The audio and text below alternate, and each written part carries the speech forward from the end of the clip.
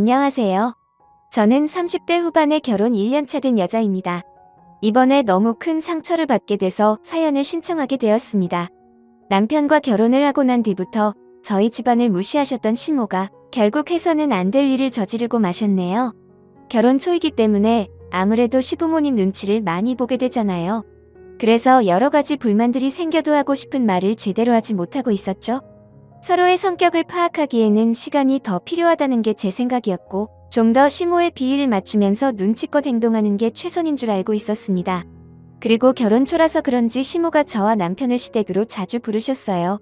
하시는 말로는 서로의 얼굴이 익숙해져야 편하신다는 말씀을 하셨는데, 시모도 저를 며느리로 받아들이는데 시간이 필요하신 듯 보였습니다.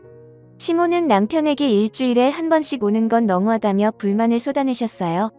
저희도 생활이 있지만 그래도 웬만해선 시모가 부르실 때는 찾아뵙긴 하는데, 금요일 저녁에 시댁에 들어가서 일요일 저녁에 집으로 돌아오니 평일에 일을 하고 주말에 쉴 수 있는 시간이 없어서 결혼 생활하는데 점점 지쳐가고 있었어요. 그런데 시모는 주말마다 시댁에 찾아뵙는 것도 불만을 가지고 계셨죠. 남편과 이런 문제에 대해 대화를 나눈 적이 있었고, 남편도 많이 피곤했는지 일주일마다 지속적으로 시간을 만드는 게 부담스럽다는 말을 꺼내게 되었습니다. 그 말을 듣게 된 시모는 예상했던 대로 버럭 화를 내셨습니다. 엄마가 방금 주말마다 오는 게 마음에 들지 않는다고 얘기했는데 너는 왜 반대로 말하는 거야? 엄마가 이렇게까지 얘기하면 당연히 평일에도 시간을 내서 오겠다는 말을 해야 되는 게 정상 아니니? 결혼을 했어도 언제까지나 너는 내 아들인 건 편함이 없는데 배우자가 생겼다고 엄마를 소홀히 하면 되겠어? 너희들이 결혼한 지 이제 몇 달 되지도 않았는데 벌써부터 이런 식으로 행동하면 지금은 주말마다 시간을 내주지만 나중에는 한 달에 한 번도 안 찾아올 것 같구나. 너희들도 개인적으로 쉬는 날도 있어야 하니까 평일에 수요일 정도가 적당할 것 같다. 그때는 모두가 함께 모여서 집에서 저녁을 먹던 밖에서 외식을 하던 그렇게 하면 될 것 같은데 엄마 생각 괜찮은 것 같지? 아니요. 별로 좋은 생각 같지 않은데요. 그건 엄마만 원하시는 거지? 솔직히 저희 입장에서는 많이 피곤한 일이라고요. 뭐가 피곤하다는 거야? 너 결혼 전에도 엄마랑 함께 살았으면서 그런 말 한 번도 한 적 없었잖아. 그리고 벌써부터 이런 걸로 피곤하다는 말이 나오면 나중에는 내가 얼굴 보고 싶다고 해도 안 찾아오겠다. 예세아가 이리 와봐라. 어떻게 된 거야? 왜 내 아들이 이렇게 편한 거니? 내가 내 앞에서는 조용한 척하면서 뒤에서는 내 아들한테 온갖 불만 다 털어놓은 거 아니야?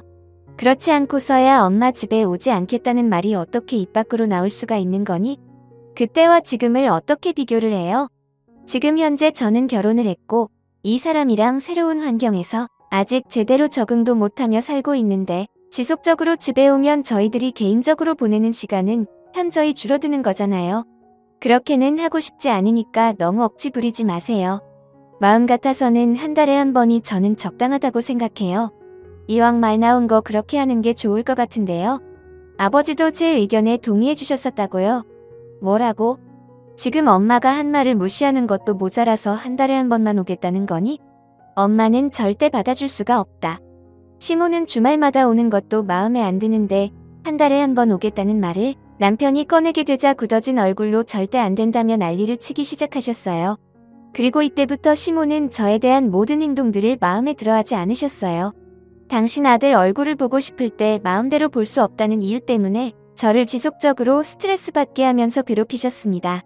남편도 시모의 행동을 모르는 건 아니었지만 모두가 새로운 환경에 적응하면서 살아가는 데는 어느 정도 시간이 필요하다고 생각하고 있었는지 계속해서 참고 있는 걸 알 수 있었어요. 시모가 생각했던 거와 다르게 한 달에 한 번씩 가겠다고 통보를 한 시점부터 시모가 원하는 대로 되지 않는다는 걸 아셨는지 어느 날 갑자기 저희 집으로 찾아오셨습니다. 너희들이 내가 원하는 대로 해주지도 않고 말도 통하지 않으니까 이렇게 하는 게 속 편할 것 같아서 직접 찾아왔는데 그런 불만 없는 거지? 너희들 결혼한 뒤로 처음 오는 건데 어떻게 살고 있는지 확인해보는 것도 나쁘지 않다고 생각했다. 그래도 연락 한 통 정도는 하고 오셔야죠. 저희도 이제 막 퇴근해서 정신없는데 갑자기 찾아오시면 얼마나 당황스러운지 아세요? 그래야 너희가 평소에도 어떻게 살고 있는지 확인해볼 수 있잖아.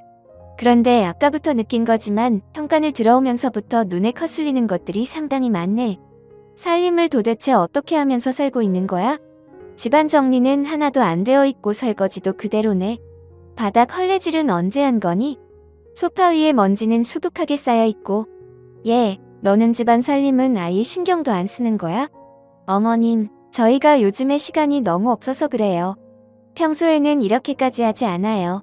이 사람도 그렇고 저도 평일에는 저녁 늦게까지 일을 하고 들어오는데 주말마다 어머님 댁에 가다 보니까 그동안 정리가 되지 못한 것들이 있는 거지. 저희도 이런 식으로 방치하면서 사는 성격 아니에요.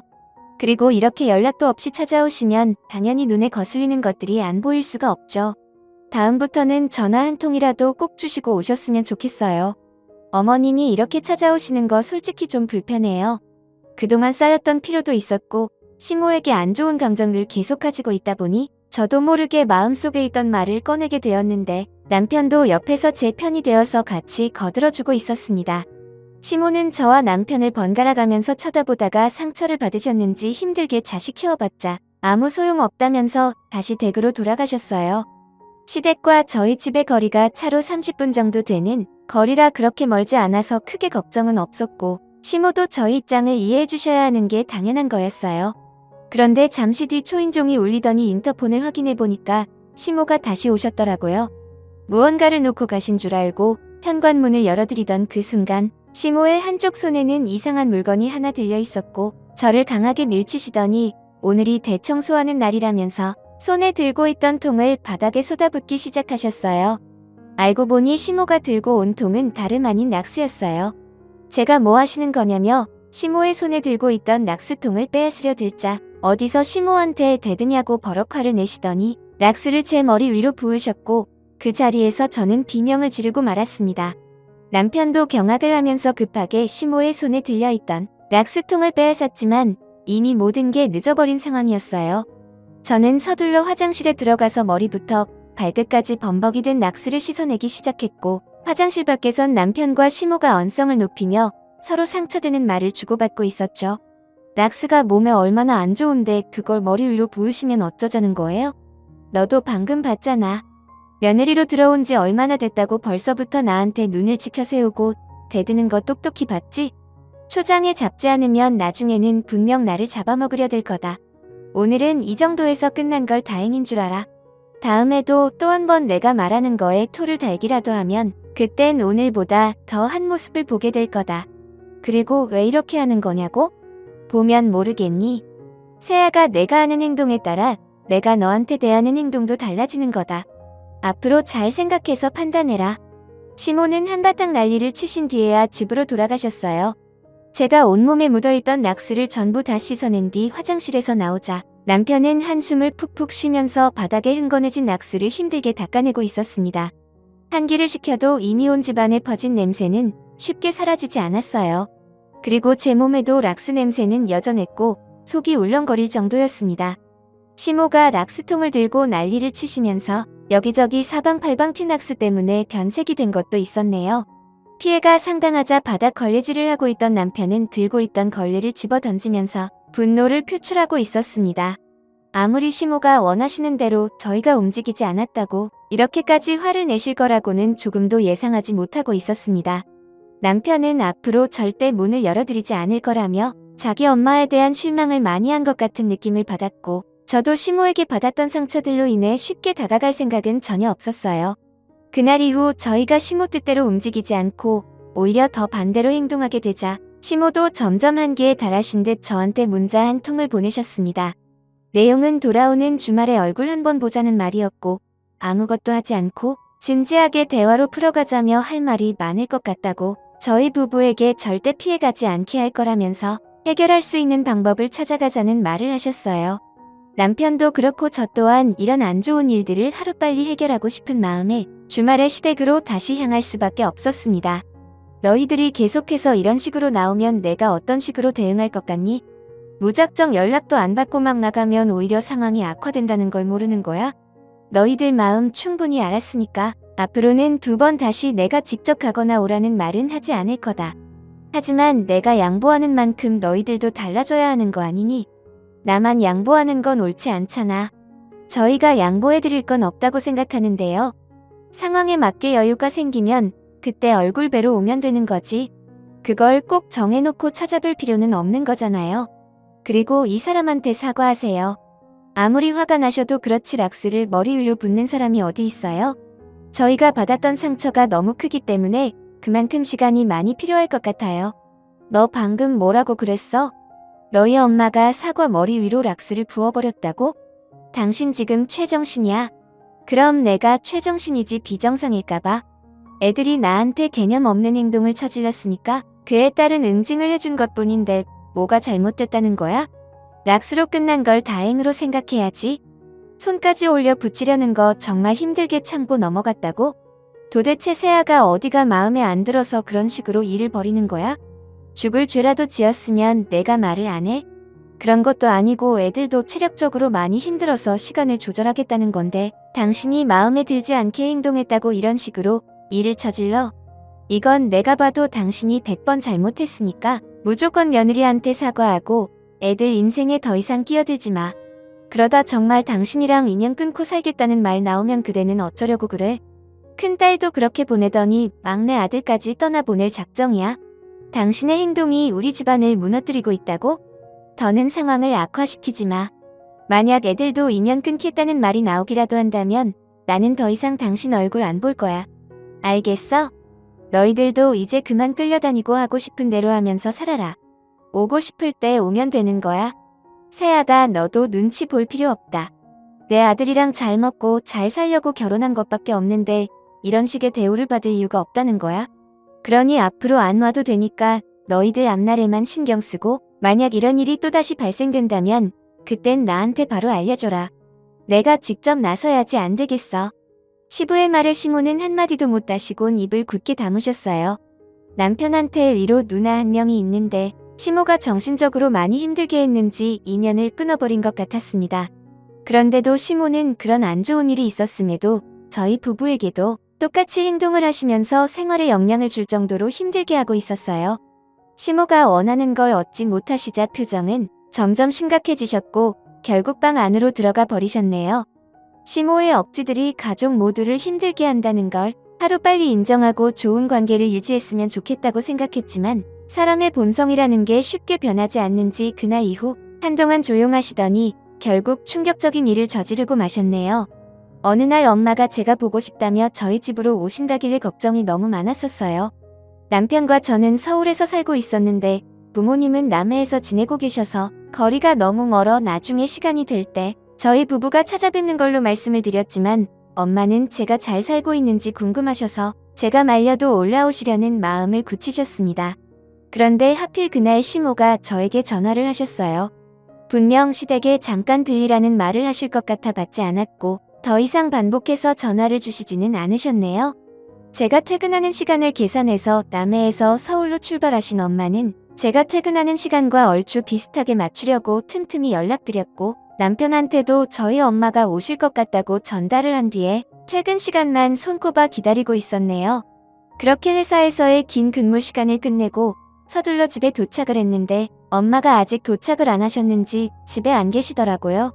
저보다 미리 도착하실지도 몰라서 현관 비밀번호까지 알려드렸었는데 어딜 가셨는지 전화도 받지 않으셨습니다.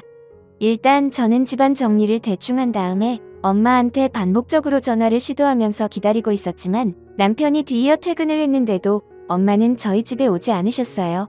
그때 뭔가 느낌이 좋지 않아 걱정스러운 마음을 감추지 못했고 남편은 일단 경찰에 신고하는 게 좋을 것 같다며 실종 접수를 하게 되면서 저는 아빠한테 전화를 걸어 상황을 설명하자 아빠는 한숨을 쉬면서 하도 고집을 부려서 막을 수 없었다며 걱정을 하고 계셨네요.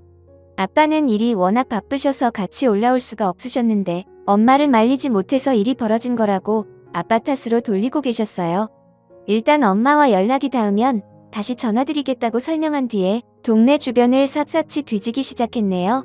그리고 뒤이어 경찰분들이 오셔서 주변 일대의 CCTV를 확인하기 위한 조사가 진행이 되었고 제가 생각했던 것보다 오랜 시간이 걸리자 점점 불안해지는 마음은 커지고 있었습니다. 그렇게 꽤 오랜 시간이 흘러 정신을 제대로 부여잡고 있을 수조차 없을 정도로 힘들어하고 있던 그때 시모에게 전화가 왔어요. 지금 상태로는 목소리조차 듣고 싶지 않아 받지 않았습니다. 그런데 제가 전화를 받지 않자 시모가 문자 한 통을 보냈고 확인한 순간 핸드폰을 떨어뜨리고 말았습니다. 시모가 엄마와 함께 있다며 시댁으로 오라는 문자를 보내셨어요. 충격적인 소식을 접하게 된 저는 밖에서 저희 엄마를 찾고 있던 남편에게 전화를 걸어 이 사실을 알렸고, 그렇게 저희는 시댁으로 향하게 되었습니다. 그런데 시댁 대문을 열자마자 눈앞에 펼쳐진 광경을 보곤 저희 부부는 경악을 하고 말았습니다. 시동이 커지긴 했는데 서둘러 마무리하면 될 것 같네. 엄마, 지금 뭐 하시는 거예요? 어머님, 저희 엄마한테 뭘 시키는 거예요? 왜 마당에서 반상기를 설거지하고 계시냐고요? 보면 모르니? 곧 명절인데 반상기 그릇이 필요하잖아. 나 혼자 이 많은 걸 할 수도 없는 노릇이고 너한테 도움 좀 받아볼까 해서 너희 집에까지 찾아갔는데 글쎄 어디서 많이 뵌 사람이 집 앞에서 얼쩡거리길래 가까이 다가가서 확인해보니까 사돈께서 올라오셨더라고. 왜 오셨는지 여쭤보니까 너희들 얼굴 보고 싶어서 왔다고 하시길래 방도 좁은데 애들한테 피해주지 말고 우리 집이 넓으니 애들 퇴근하면 우리 집으로 불러주겠다고 했던 거다. 그런데 내가 전화를 안 받았잖아. 그래서 기다리는 김에 사동이랑 반상기 그릇들을 전부 설거지하고 있었지. 이것 말고도 우리가 얼마나 많은 일들을 했는지 아니? 사돈께서 너희 얼굴 언제 볼 수 있냐고 물어보시길래 일 열심히 하다 보면 애들 올 거라고 얘기하니까 허리도 펴지 않고 일하시는데 덕분에 내가 아주 편하게 살림을 정리할 수 있었다. 날 추운데 고생하셨으니까 저녁이나 한 끼 하시게 이제 그만 들어가도록 하자. 너희들은 설거지가 끝난 반상기 가지고 들어오도록 해라. 사돈께서 손이 참 야무지시네. 어머님이 지금 어떤 일을 저지르셨는지 아세요?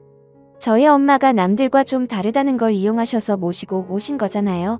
정신적으로 장애가 있으신 저희 엄마를 이렇게 부려먹는 건 잘못된 거라고요. 제가 대문을 열고 들어오자마자 눈앞에 봤던 광경은 저희 엄마는 힘들게 설거지 하시는데 어머님은 저희 엄마가 일하시는 모습을 보시면서 땅콩을 까서 드시고 계셨잖아요. 그런데 뭘 같이 하셨다는 거죠? 정신적으로 좀 모자란 저희 엄마를 상견례할 때부터 무시하시더니 이런 식으로 이용을 하세요? 이깟 반상기를 지금 한겨울에 마당에서 설거지 시키신 것부터가 잘못된 거라고요. 그리고 누가 명절 때 어머님 댁에 오고 싶다 했어요. 저희가 엄마를 찾아다닌 시간이 6시간이나 지났는데 한겨울에 밖에서 6시간을 떨고 계셨다는 거잖아요. 지금 저희 엄마 손이 얼음장이에요. 고무장갑은 아예 주실 생각도 없으셨던 거죠? 하필 고무장갑이 글쎄 오늘 떨어졌지 뭐야. 그래서 어쩔 수 없이 찬물로 설거지 좀 시킨 것뿐인데 어쩔 수 없는 상황이었다고? 그리고 나도 사돈 혼자서 일하시는 거 지루해 하실까봐 옆에서 말동무 좀 해드리면서 춥날 밖에서 같이 떨었는데 왜 나한테 뭐라고 그러니? 내가 내 전화를 철대에 받기라도 했었다면 이런 일이 있었겠어? 별것도 아닌 거 가지고 일 크게 만들 생각하지 말고 빨리 반상기 들고 주방으로 따라 들어와라. 배가 등가죽에 달라붙어서 힘들어 죽겠다. 저는 더 이상 참지 못하고 반상기를 집어들어 시모의 얼굴에 사정없이 던져버렸고 반상기는 이리저리 날아가면서 마당은 난리가 나고 말았습니다. 시모는 힘들게 닦은 건데 뭐 하는 거냐고 저를 보며 소리를 지르셨고 남편은 덜덜 떨고 계신 저희 엄마한테 입고 있던 잠바를 걸쳐드렸습니다. 저희 엄마는 남들과는 좀 다르세요. 지능적으로 남들보다 많이 뒤떨어져서 여러 가지로 힘든 부분들이 있긴 하지만 그래도 기억력은 좋으셔서 한 번 왔다 갔다 한 곳은 정확하게 기억을 하십니다. 엄마는 저희 집에 아빠와 몇 번 오신 적도 있었고 엄마 혼자 오신 적도 2번 계셨기 때문에 어렵지 않게 오실 수 있으셨지만 시모와 마주치게 되면서 시댁으로 가시게 된 엄마는 저와 남편의 얼굴을 보기 위해서는 열심히 일을 해야 된다는 말 한마디 때문에 손이 얼어붙어 있는 것도 모르시곤 시모가 시키는 대로 일을 하고 계셨네요. 그런 모습을 보고 있던 저는 너무 마음이 아파 결국 이성을 잃어버린 거였고 저희한테 이 사실을 최대한 늦게까지 숨기면서 시모가 계획했던 모든 일이 마무리되어 갈 때쯤 연락을 취했다는 게 너무 화가 치밀어 올랐네요.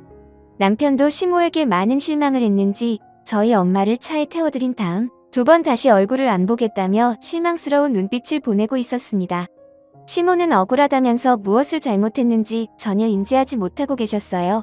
그렇게 집안이 초토화가 되어가고 있던 그때 시부가 대문을 열며 들어오셨고 눈앞에 펼쳐진 광경을 보시곤 입을 다물지 못하셨네요. 그런데 시부 뒤에 또 다른 누군가가 다가오고 있었죠.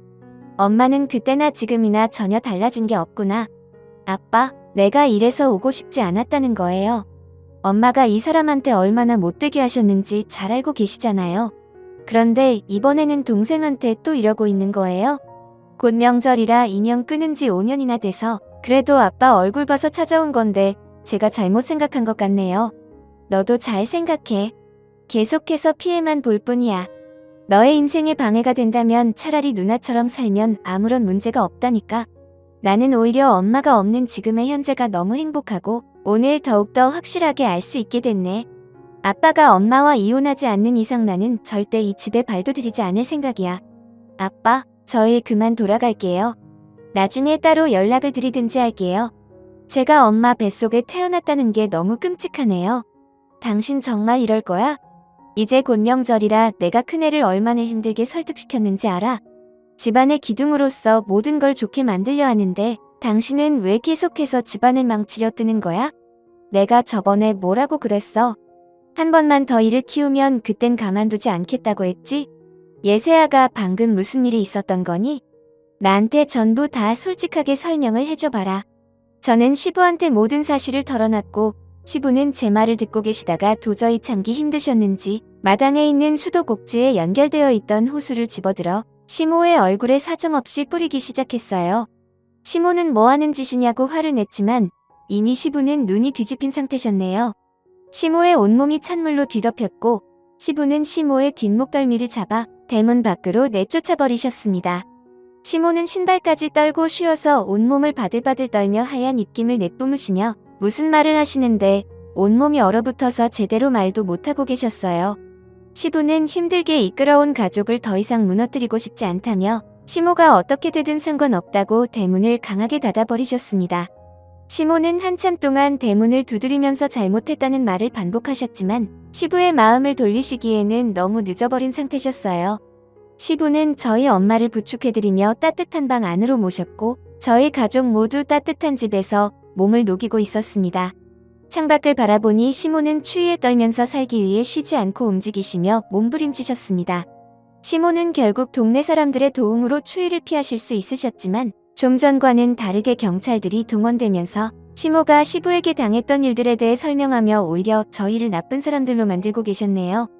형님네는 고개를 절레절레 흔들었고 시부도 정말 끝이라는 생각을 하셨는지 이혼하자는 말을 꺼내셨습니다. 시부는 시모와 함께 살아온 세월도 중요하지만 자식들의 행복이 우선이라며 계속해서 실망과 상처를 준 시모와 더 이상 함께 살고 싶지 않다면서 이혼을 선택하셨네요. 이혼이라는 말이 나오자 시모는 또다시 변하겠다는 말을 하셨지만 시부의 마음을 되돌리기에는 너무 늦어버렸고 결국 두 분은 이혼을 하시게 되었습니다. 그렇게 시부모님이 갈라서신 이후에 저희 집안에는 평화가 찾아왔지만 곧 명절이라는 이유 하나 때문에 시모는 또다시 시부의 집에 찾아오셔서는 명절만큼은 가족들과 함께 보내고 싶다며 혼자 지내는 게 외롭다고 눈물을 흘리셨습니다. 하지만 저희는 시모에게 넘어갈 생각도 없고 두 번 다시 함께하고 싶은 마음도 없네요. 앞으로 남은 인생 홀로 외롭게 사시다가 떠나셨으면 좋겠어요. 무엇을 잘못하셨는지 깊이 반성하고 뉘우치시길 바랍니다. 제 사연 들어주신 분들 이번 명절에 가족분들과 행복한 시간 보내시길 바랍니다. 감사합니다.